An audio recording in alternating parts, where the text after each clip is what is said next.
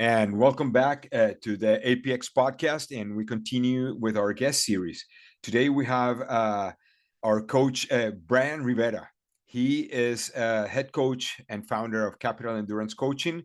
Bryan comes with an extensive, also another coach with an extensive background, an extensive resume, and Bryan comes as a Division One swimmer and Big East Conference Scholar Athlete of the Year in 2005. In 2017, he went to the World Championships in 70.3 in Chattanooga. 2022, he went to the Ironman World Championship in Hawaii. In 2023, he ran Boston and completed it with a 2:52 time in the 35-39 age group. He's a USA Triathlon All-American. He's also a US Masters Swimming All-American. He's in the FINA top 10. So that's in French, right? Fédération Internationale de Natation Associée, something like that. Yeah. And he's an They open changed water. it to World Aquatics now. So World Aquatics now, make it easier. yeah. Yeah. So you don't have to talk the French there. Open water national champion. He also has a BA in political science from Villanova, where he swam, and he has a master's in social service administration from Chicago. You said you coached also in Villanova or Chicago? At Villanova, you coached as well. Chicago, when I was In getting my Chicago, okay, master's when at you the were doing University of your Chicago. masters, yeah. Yeah. And well, he's that of Isabella, 14-year-old. He's getting into triathlon also, and he's a fellow Latino from Puerto Rico. Yes. All right. Thank you, Bryan, for accepting our invitation. And well, I'll let you go ahead and introduce yourself and tell us about you. Gracias. Thank you, Luis. It's a pleasure to be here with you, reconnecting. I think you and I know this, but maybe people listening don't know that you and I got the same. We met at the USA Triathlon certification in Florida when we got our level 119. 2019. Yes, 2019. Yeah, Yeah, that was yeah, yeah, yeah, yeah. yeah, yeah.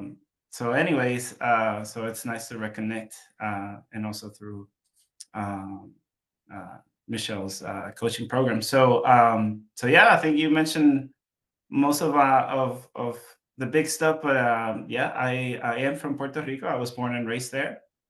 I'm the youngest of three boys from a family of two strong women who raised us, my mom and my grandma, and pretty much we swam. We were a swimming family. I joked that my mom and my grandma were swim taxis because once you kind of get into the swimming world with three boys, you're just driving folks around and driving us to meets and practices and 5 a.m. and 3 p.m. and this and that. So yeah, I swam all through high school, and then when it came to college, I ended up swimming at Villanova University. I was not recruited. I was a walk on, um, and my intent was to focus on studies. And um, I had a friend who was swimming at Villanova who was a year older, and she said you should swim, stop by, and yeah, I walked on into the team, and 4 years later, I made the 4 year grueling journey of surviving um, Division One swimming, which is not easy. And Yeah. then, yeah, I think that then my story took me to Chicago, where I pursue a master's. I did like a little gap year. I did AmeriCorps in Philly, and then I moved to Chicago. Got a master's degree in social work, social service administration, and eventually ended up in Washington D.C. In the Washington D.C. area, which is where I am right now. I'm in the suburbs in Maryland. And by 2000 and I think around 12, I a friend of mine moved into the area, and by who was also a friend of mine who did triathlons and was a runner. And we reconnected when he moved into the area. And long story short, he suggested I do a triathlon, and I did my first triathlon in 2013, and the rest is history. I think Okay, I well, got yeah, hooked. that's how we started this show. Yeah. Like with this is how we break into the this next hour. Um, your first triathlon, right? So your friend introduced you to this, and okay, tell us. So you have a swimming background. You're a Division 1 swimmer. Like you've been swimming miles and miles Yeah, per yeah, week, hours per week. So let's. I'm actually gonna go back a little more, right? And sure. let's go back to Puerto Rico to the high school swimming days with your brothers and your friends, and like how many hours of swimming were you putting a week there? How old were you when you were like in your first swim meets and all this thing? Yeah, Yeah, so like I was telling you before, I'm the youngest of three. So my oldest brother is 5 years older than me. I remember this, still have this memory printed in my head that he must have been something like 11 or 12 when he started doing doubles. And my mom did not have a choice to, leave some at home and, take the other kid. And so it was the three of us at 5 a.m. And my first swim coach, he saw me in the bleachers and told my mom, if it's here, he might as well swim. So I right. think I think when I was 6 when I did like my first double practice, not by choice. But yeah, I mean, I think it in Puerto Rico back in those days in mid 90s, late 90s, I think there was still a culture of working a lot, like putting a lot of hours. And I think that sort of culture and the coaching, swimming culture has changed. But yeah, no, I mean, you swim every day, once a day, Monday through Saturday, and at least three doubles. So Tuesday, Thursdays, and Fridays. So you swim somewhere between 9 to 10 sessions, and that was, not including swim meets and whatnot. So for the people that are not familiar with what a double is, so this is a morning session and an evening session. Yes, right, correct. So yeah, you start your week. I mean, I later found out that some teams in the US even swim Sundays, and to me that was like, oh my god. But but yeah, in most swimming programs, at least back then, you swim a single session Monday through Friday. You usually had a long session. Someone like me who was a mid distance swimmer on Saturdays, and then on top of that, Tuesday, Thursdays, and sometimes Fridays, you would do a second session in the morning. No, I'm sorry, you had your AM practice, and Right. that's not including, uh, strength training, Strength training. conditioning. Yeah. We call it dry land. So yeah, a lot of hours devoting yourself to the one skill. Fun. And you still love it after all these years. Yeah, I mean that's another story. We can go there, but I still compete today as a master swimmer. I obviously I don't have the time to train as much, but I As found much, ways yeah. to, yeah, short circuit the training. I like to swim. It's part of my DNA. I It's think yeah. it keeps me balanced. It's my therapy. I love how I feel when I swim, and so I still make time to at least do 3 sessions a week, maybe 4. Don't jump ahead. We're gonna get there. We're gonna Sounds talk about good. this. Yeah. Okay. So you like what were your distances back in high school? Yeah, I swam the 200 freestyle and the 400 freestyle, and occasionally I would do the 200 backstroke, but mostly we call it middle In distance those high swimmer. school years, what was your time for the 200? Uh, Do you I mean, remember? No. yeah, I do. I think I was like in the low 2 minutes, like somewhere 2 minute, 201. I think I broke 2 minutes Ouch. maybe in when I came back during college, but which is not very fast. I mean, I was faster in like the younger age group years. I had an accident actually on my toe. We can talk more later, but that accident set me back a little bit in my progress, and I was out of swimming for half a year, 9 months, something like that. And another variable here in the story is that I was ahead of my peers. I got skipped when I was little in school. So I was making decisions about college and all that stuff by the time I was 16, 17. So um, yeah, I think my mind was already, like I told you, I was already thinking about my studies, what I wanted to do, getting my bachelor's, law school.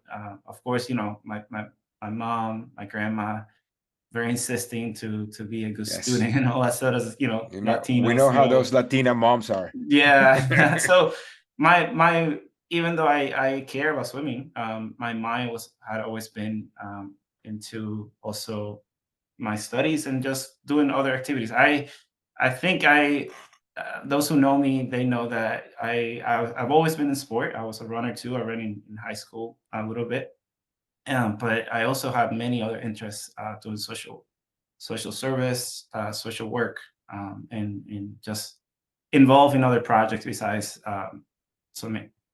Okay. Okay. So, why don't you tell us a little bit about this social part? Like, why don't you Oh, expand a little on sure. that? That Yeah. that's Yeah. This is not uh, only about triathlon. It's about sounds you. good. Yeah. Yeah.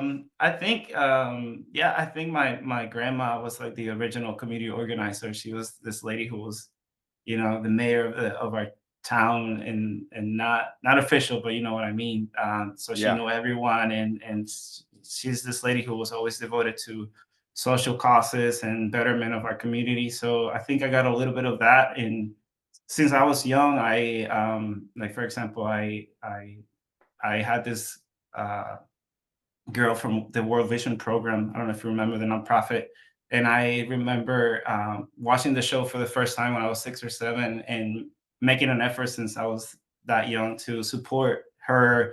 And I don't know, the news outlet picked it up in Puerto Rico, and they kind of baptized me like the youngest dad, because at 7 or 8 I used to recycle cans and like pick up cardboard and all that stuff, and I would take it to the recycling center, and all that money I would send it to World Vision to support this person that I didn't know, in Colombia. And I did that for like 6 or 7 years in high school, and also in high school just very involved with various programs in my high school with doing missionary work, because I went to a Jesuit high school. So Okay.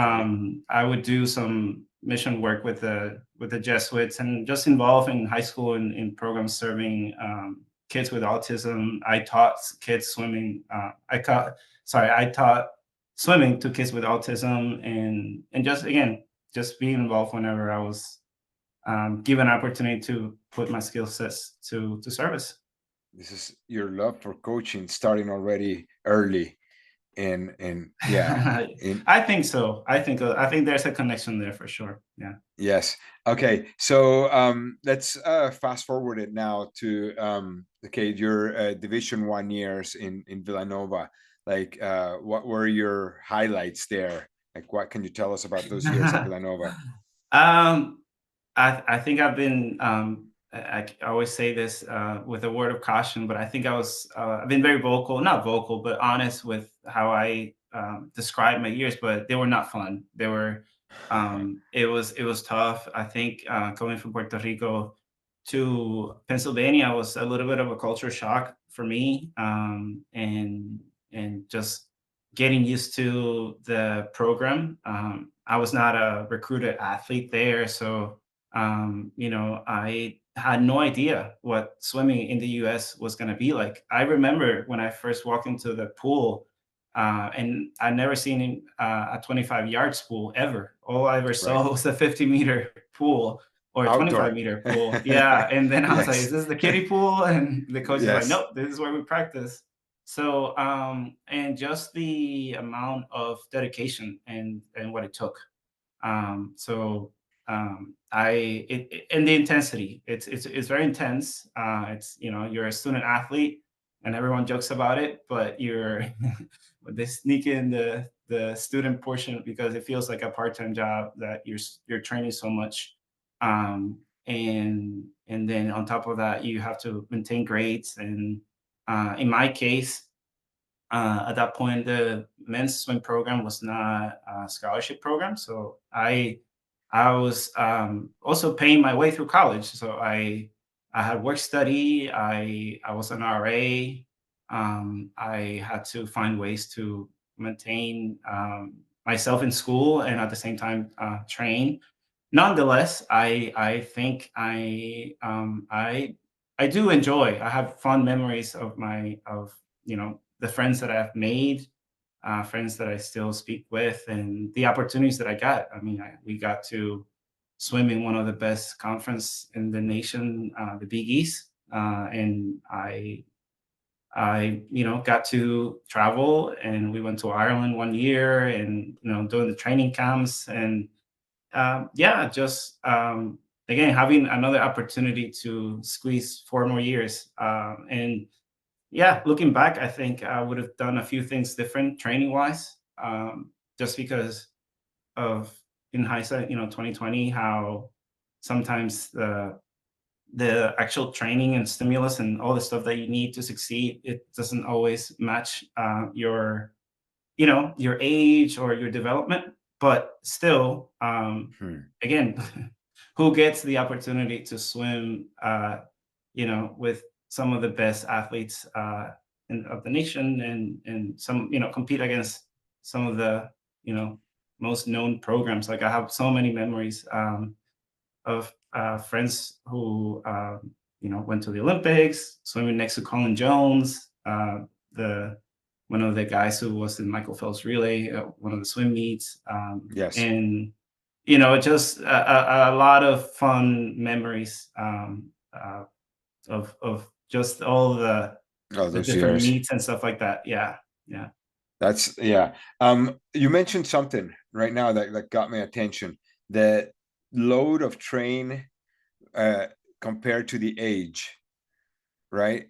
So you are in your late teens, Right. Yeah. So I was 17 when I started, and my freshman year, and in the US, or in the American system, I swam the 200 and 500 yards, and occasionally I would swim the mile.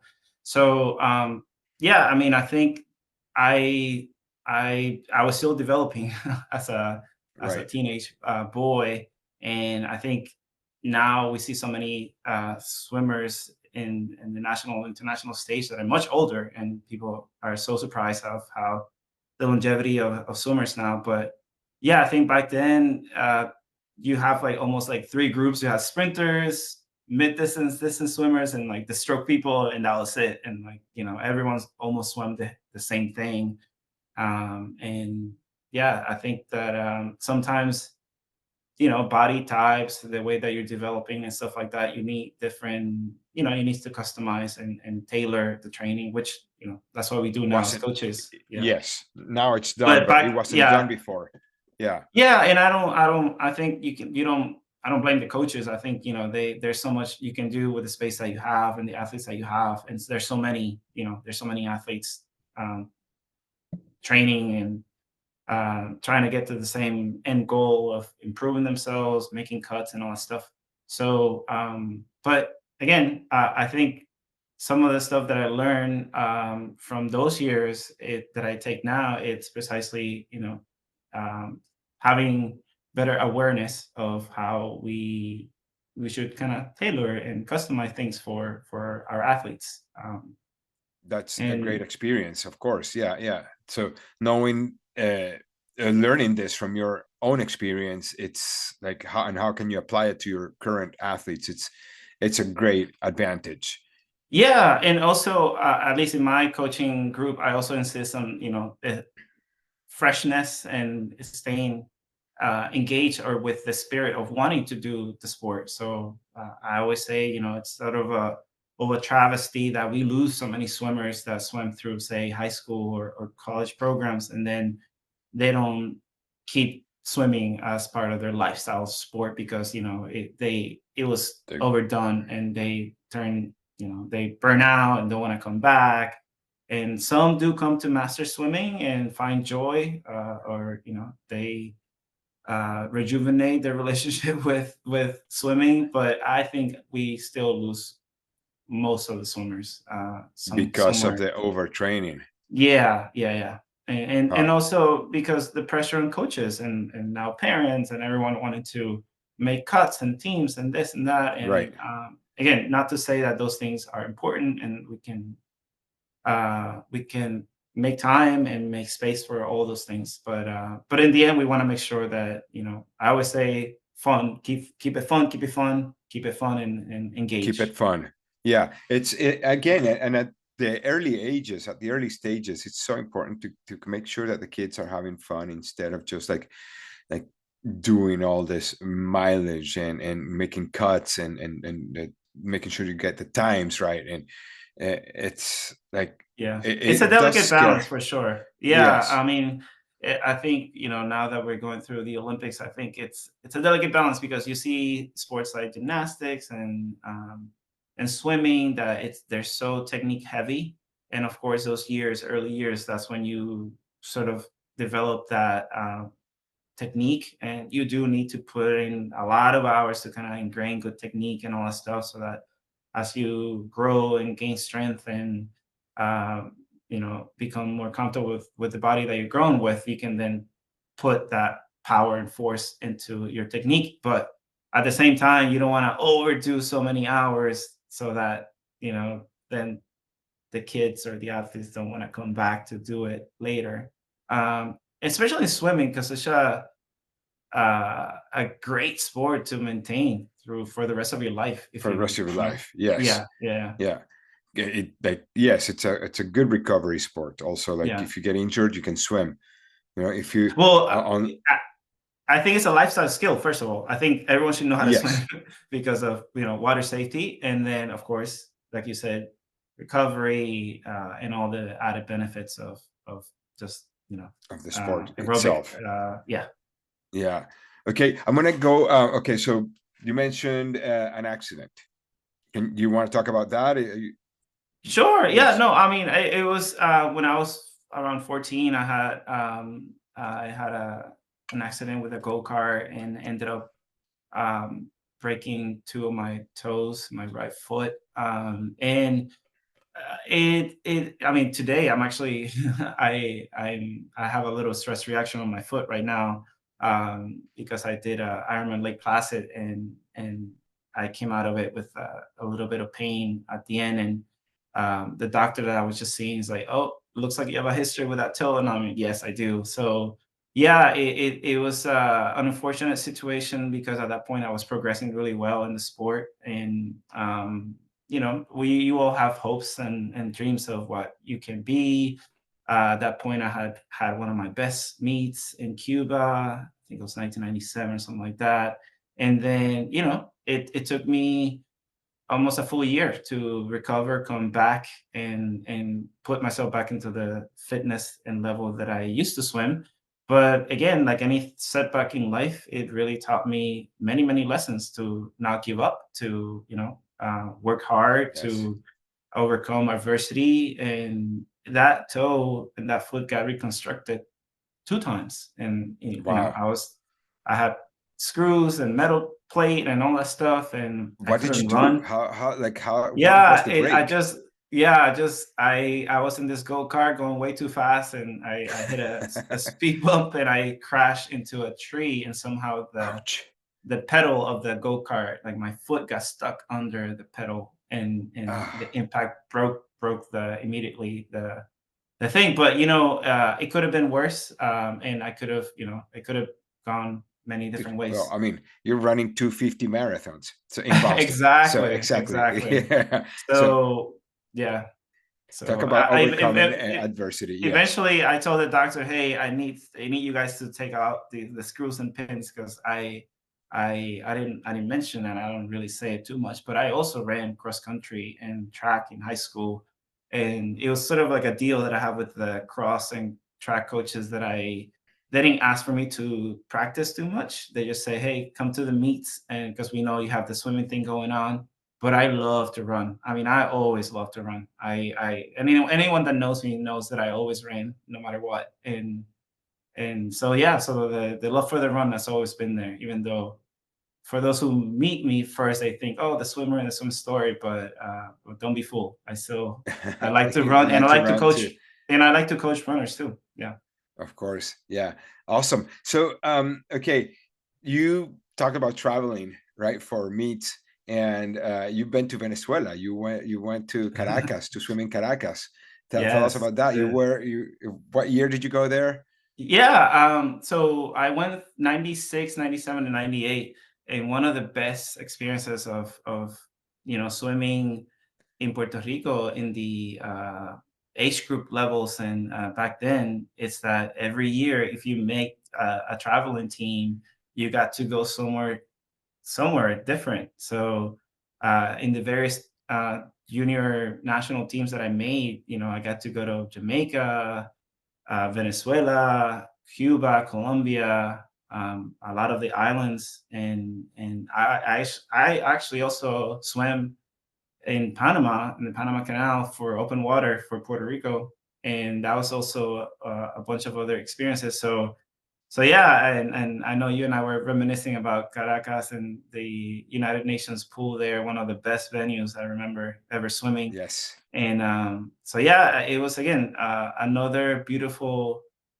experience of meeting swimmers from All different over the places, world. their Yes. stories, how they got to sport, and still a lot of friends that I keep in touch with from those countries.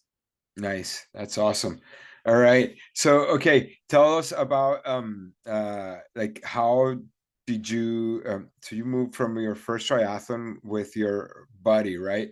And what distance was this? Yeah. Yeah, so actually, this is a friend who was a runner with me in high school. So he moves to the DC area. We reconnect, and we had another friend, another common friend, that said, "Hey, you swim, and I used to run with him like Sunday long runs, and he said you should try this local triathlon." And back then they call it the Chesapeake Endurance Festival, and it is the course where they host now the Ironman Maryland. So back then, used to be this festival where they actually had the four distances racing simultaneously. So you had Huh. sprint, Sprint, Olympic, Olympic, half, and fall. and full, all going the same day, and it's different courses, and it was like insane. I mean, looking back on how That's I awesome. see racing, yeah.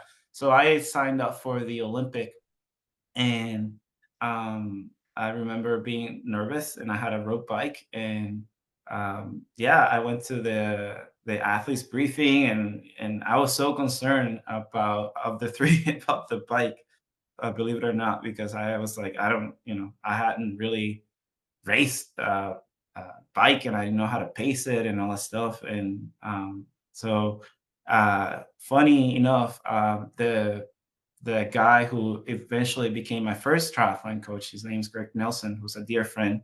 I met him there at that athlete briefing, and I asked him, "Hey, should I wear socks?" he's like, he's like, "Is this your first triathlon?" And I'm like, "Yeah." He's like, "Definitely." So I remember, being very conscious and wary about all that stuff. Anyways, long story short, I ended up placing fourth or fifth overall in like first in my age group, and Wow. I got hooked, and I was like, "Wow, this is awesome." It was painful, but it was awesome. So Yes. then I went back home, and long story short, I used to take my daughter to the pool at the local county pool, and I saw Greg there, my who became my first coach, and he's like, "Hey, I saw your results. You did well." And I'm like, "Yeah." I was like, "You're a good swimmer." I'm like, "Yes, I used to swim." So he always jokes that from his side, he thought I would be concerned about the swim, and from my side, It expressing was the that bike. I was gonna be, concerned about the bike when it's super flat. It's like there's no way to ruin that bike split. So anyway, eventually I asked him to coach me, and then he taught me a lot. He taught me so much of what I ended up learning in the sport, and learning the ways and the people and the players and all the various things that I now know. And so yeah, so I'm very thankful to him for So sure. what was your next race after that one? What'd you do after that? So I did just a local sprint triathlon. The Okay. company's called Kinetic Multisport, and Okay. they're a good company in our region for folks who want to do local races, and they host sprints, they host Olympic and half distance triathlons. So yeah, I did a sprint and it went a little bit better, and that was around 2014.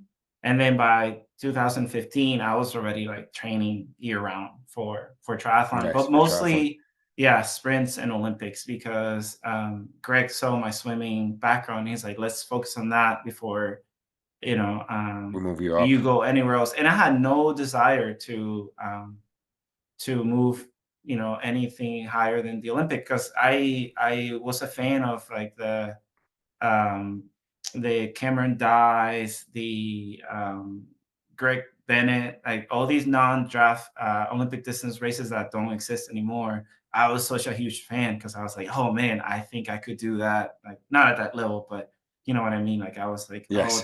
that looks like a legit, non-draft mode where everyone just Yes. goes. And then the first time I saw professionals racing was when I did the Philly Olympic Triathlon. And I had a friend who from Villanova Swimming, Mike Finney, who also became a professional triathlete. And he had mentioned, hey, you should come do this race. So that was the first time I actually saw professionals in the flesh. And I saw Andy Potts and Yeah. Cam Dye. And I mean, it was so impressive to see these guys running at the speed that they were running. And I think Yes. most of us had that, first memory whenever we see these athletes that are going so fast, and you're, quasi alone then. But yeah. Yes. So then to me, I was like, wow, how do they do that? And I started investigating more and learning more. And then things kind of simmered down. And to me, eventually just became part of like, how do I, as you mentioned, I have a daughter. I also have a full-time job. How Yeah. do you balance the equation of doing something for fun, and for your fitness, and then at the same time making sure that it's not over consuming you and that you're not neglecting other parts, Getting because too as you know. distracted from other stuff in Yeah, your life. yeah, Yeah. Yeah. yeah. Yeah. And okay, so you moved to half. What was your I first half? did. Yeah, I did. I did my first half in 2015. It was one of the Red 3 series in Knoxville, Right. Tennessee. And not, I just wanted to uh, see what the distance was like, not necessarily fully training for the distance, but I had a good experience. I enjoyed it. And funny enough, I went to that race the year after, and I won the race as an age group because they didn't have pros. Overall, Yeah, overall. So I had this nice little streak, because I remember I did the Nations Triathlon the first year that they did not have pros, and I won. It was 2015 wow. overall. And then I went next year to the Red 3, but Where's the you can nations? see. I forgot to mention that one. That's part of your bio. The Nations Triathlon. Which one is that one? Where is that? The Nations So Triathlon. it no longer exists, but that used to be quite the race for a lot of professionals who used to do those non-drafts races. But yeah, that was in DC, and you're literally racing the nation's capital.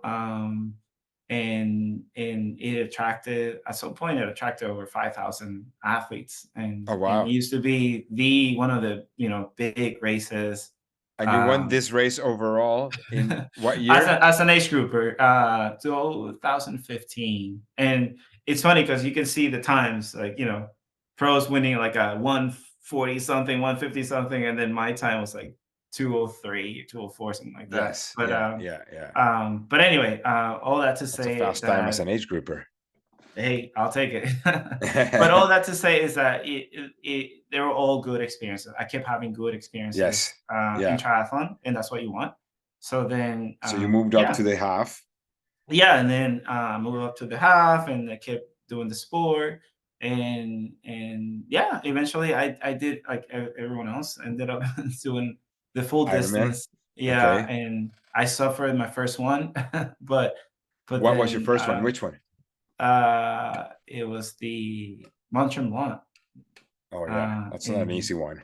yeah, so it was Yeah. 2018 and definitely not trained properly for that, but it's okay. Again, I went back to that race the following year and did much better, and I think I improved by like an hour.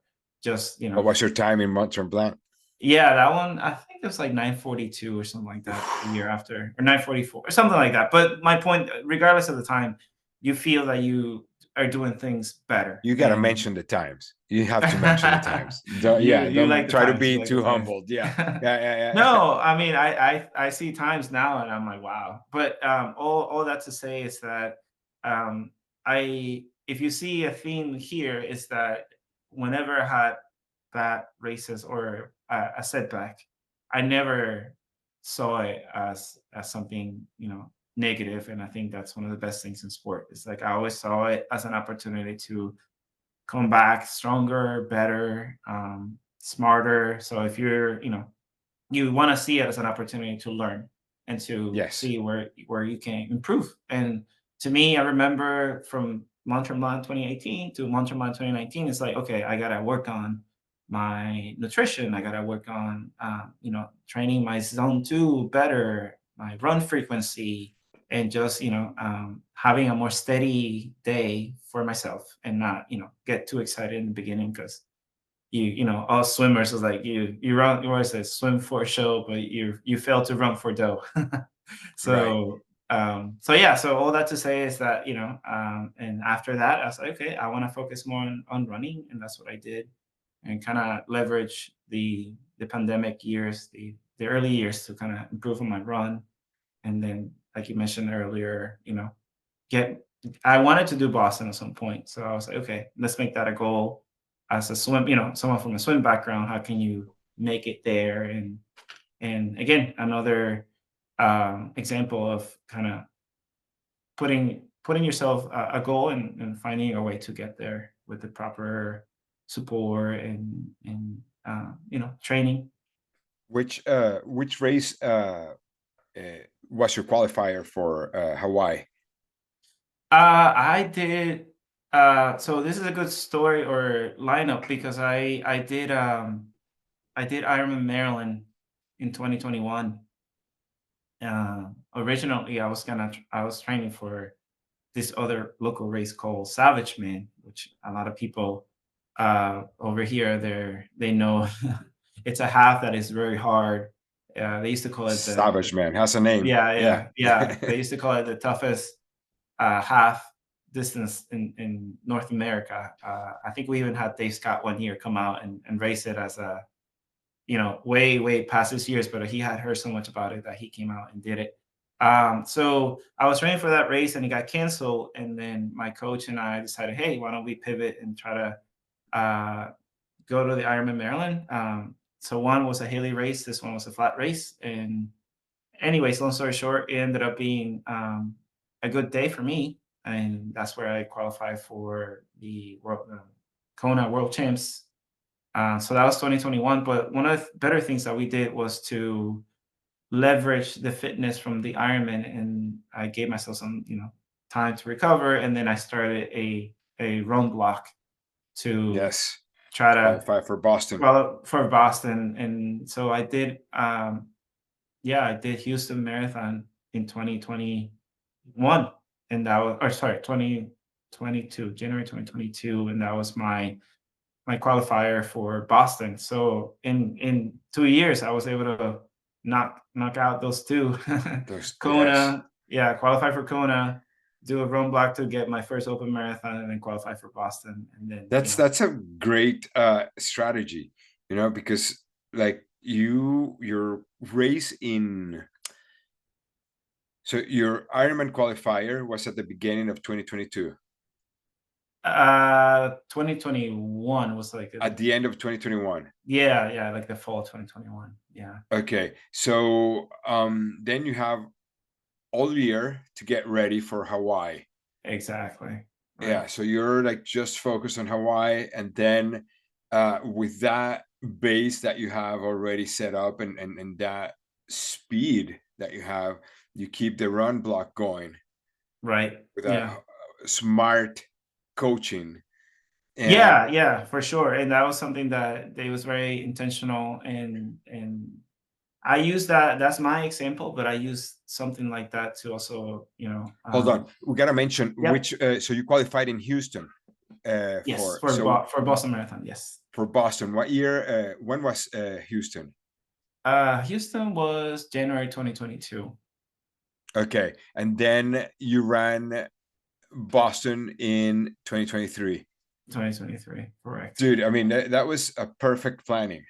Yeah. Yes. So Yeah. from again to your point about from a coaching perspective, I use that. That's a good example because I think when I coach athletes and then when I talk to them about planning, That's our job. that's a good there are ways in which you can plan things and aim for your goals and kind of check off all the things that you want, all the itches, and so to make sure that you can have something that is balanced. And for me, that those three things work well for me. And of course, nothing's perfect. You'll have setbacks, you have niggles, Of injuries, course, things like that. But big picture, there are ways that we can always find ways to keep the progress is season not planning. linear. Yeah. Right, right. Yeah, so So yeah. you'll have your setbacks, but at the same time, that's what we learn in triathlon and in life. It's like you get down and you get up again. It's funny that Sounds the yeah. previous episode I just ended, as I told you, recording a podcast, and we were just talking about this same thing. It's just how the pitfalls show up in either aspect of your training or life, and you just get up, and figure it out. Like make sure that you keep following your plan. Yeah, and I didn't tell you this, but I got diagnosed with a blood clot disorder. So in 2021, I ended up in the ER thinking that it was some chronic or pain on my calf, and long story short, it was a blood clot. And Hmm. I'm a young person who exercises Yeah. regularly. I don't smoke. I'll have my glass of wine here and there, but it's like, to end up with blood clotting disorder and now being depending on blood thinners and things like that, it threw a wrench into my training. I remember, it took some time to recover from that. And then I just, I work with my doctors and we find a way to treat it and stay, on a healthy path. And then while I was racing Kona in Hawaii, I remember coming back from Hawaii and having some pain in the same area. At that Huh. point, my doctors and we took a break from uh, the thinners because we thought that it was like a one incident. And again, long story short, it basically I had a second incident while I was racing the Ironman and I didn't know it. So when I finished my trip in Hawaii and I came back and I got a scan of my veins, it showed again the blood clot in the same area. So at that point, that we decided, hey, or not we, but basically the treatment is that you don't go off from the thinners. So you Okay. have to be. So today I still take blood thinners. Um, and you were talking about setbacks. It these are things that happen, and sometimes you have no control over them. But I myself, I never tell. I use that as an example of like I don't it's not that you want to have pity on yourself, but it's like, you know, there are ways in which you can progress, move forward. Obviously, health first. So I have to be very careful when I ride outside, if I, do Right. long rides and stuff like that, monitor my blood numbers regularly. But like you said, it's not always super linear, super perfect. Correct. And Yes. and uh I use that again. We all have our stories and our different struggles in life. And part of what I love about coaching is to encourage folks to not be discouraged, to make sure that, hey, I'm here for you. You know, triathletes, they're quite the some have the type A personality, and what Yes. we want to do is to make sure that we use that good energy and we channel it the right way. We make sure we contain it the right way in training, and then of course in racing. So Yeah. Okay, talking about this thing, I mean, I don't want to uh, take importance away from your this blood clot disorder, right? And I would like to keep talking about it, um, like how how it has affected your training, right? And are you able to train at the same level? But I mean, you're telling me that you have to make sure that you're careful when you're riding outside. So yeah, I mean, there are not that many side effects from, at least serious side effects from taking thinners. I don't think it if you have a good plan with your doctor. I mean, I have a hematologist that I work with, and that we keep a close eye and all that stuff. So I don't feel that anything has really changed since I am on medication.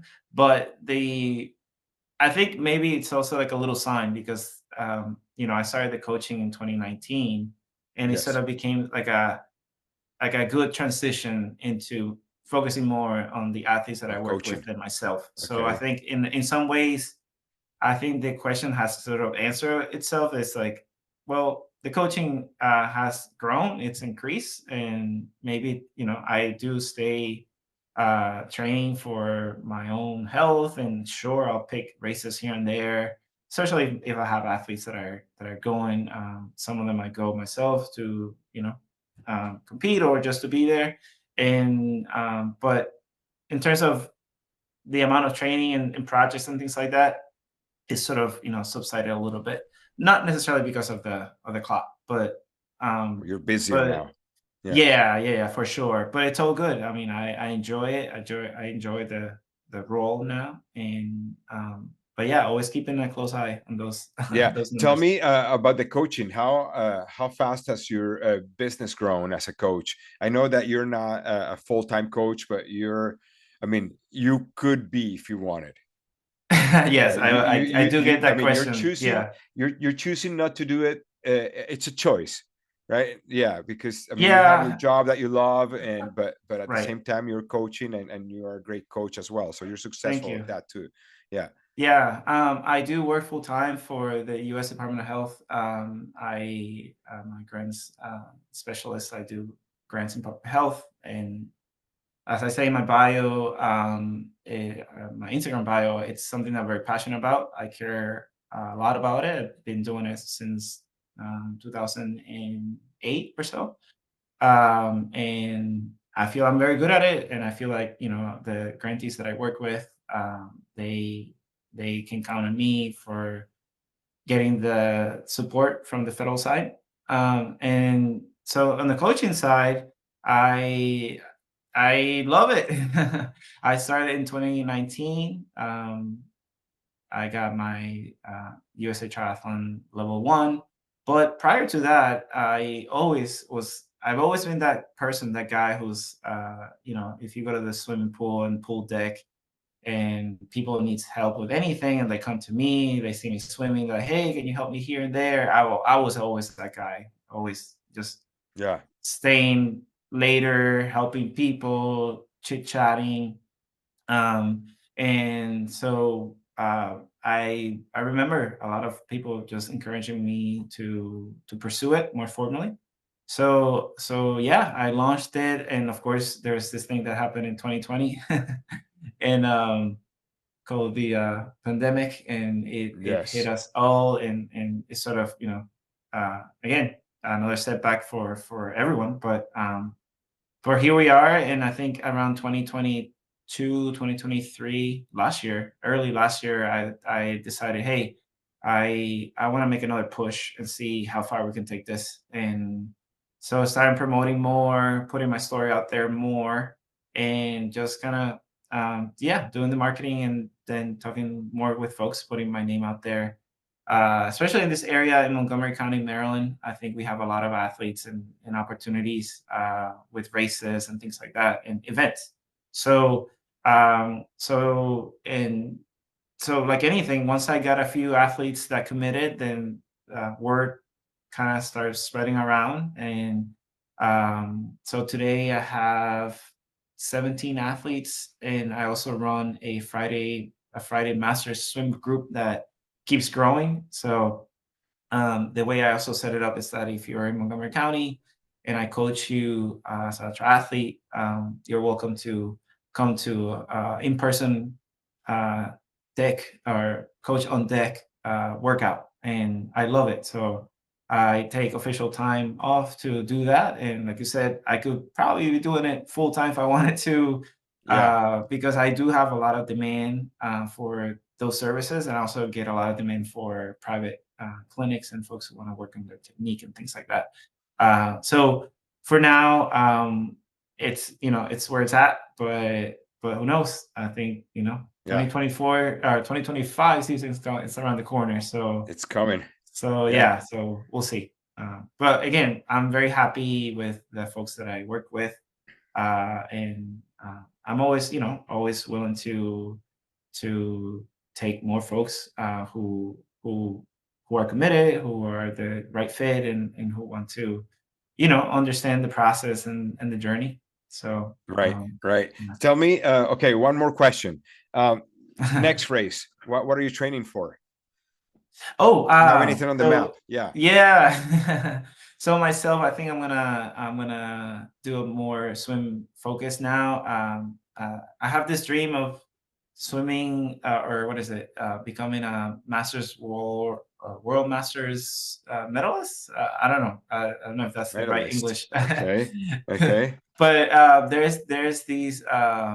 there are these meets called the Masters World Swimming Championships, and they Yes. happen alongside the regular world championships for swimming. So usually they use the same venue. Um, so last year was in Doha. The year prior to that, they were in Japan. So next year they're going to be in Singapore, and I would Okay. love to go there and give it a nice crack at a few of my old events. So 200, 400. 200, 400, maybe even the 800 freestyle. Nice. So, but again, focusing just on one sport a lot easier, and keeping the Yes. focus on the athletes too. Less time So consuming. Yeah. Yeah. And you yeah, can yeah, focus on the coaching and job. Yeah. Yeah. And parenting. and Yeah. parenting, of course. Yeah, cannot Yeah. neglect that. So yeah. Awesome. All right. Well, so Bryan Rivera, yeah, our guest today. Thank you so much for accepting the invitation. It's been a pleasure chatting with you today. If our listeners want to find you, where do they go? How can they find you? Sure. It's capitalendurancecoaching.com. That's the website, and in Instagram, Facebook, Capital Endurance Coaching. That's Awesome, the name. dude. Thank Thank you you. so Thank you, much. Luis. Yeah, Yeah. it's been a pleasure. Thank you.